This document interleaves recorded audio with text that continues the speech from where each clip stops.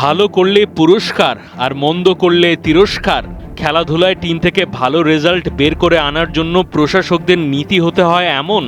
তবে Bangladesh cricket board কর্তারা চলে ঠিক উল্টো নিয়মে।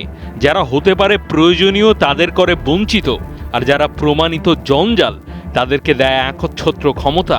বিসিবির মতো হুবহু একই ব্যারামে যেন আক্রান্ত বার্সেলোনা ফুটবল ক্লাব। যারা এখন চালায় তারা। এই ক্লাবের আজকের যে এতটা পরিচিতি তার মূল যে সে লিওনেল মেসিকে ক্লাব থেকে বের করে দিয়েছে এক প্রকার অসম্মান করে। কোটি ভক্তের জন্য সেই হৃদয় বিদারক ঘটনার পর এলেমটেনের ভাই বলেছিলেন, মেসির খেলার আগে বার্সেলোনাকে কেউ চিনত নাকি?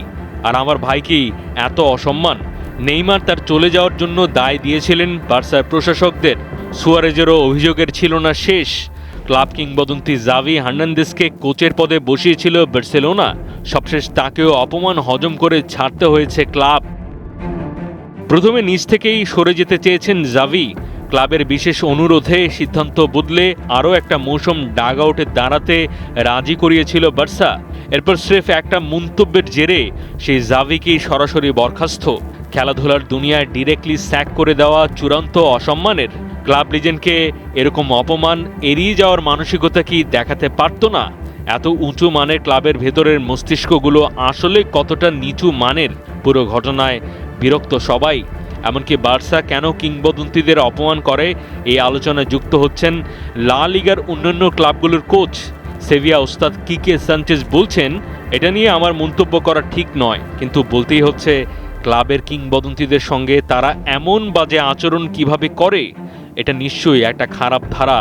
তাই বলে এত খারাপ? তারা কোম্যানের সঙ্গেও এমনটা করলো, মেসির সঙ্গে ঘটলো, এবার জাভির সঙ্গেও। আমি মনে করি কিংবদন্তিদের সঙ্গে ক্লাবের ভালো মনোভাব দেখানো উচিত, খুব ভালো আচরণ করা উচিত। কারণ লেজেন্ডরা ভক্তদের সঙ্গে ক্লাবের মেলবন্ধন ঘটায়। এটা অনেক কিছু। কিংবদন্তিদের সম্মান করুন।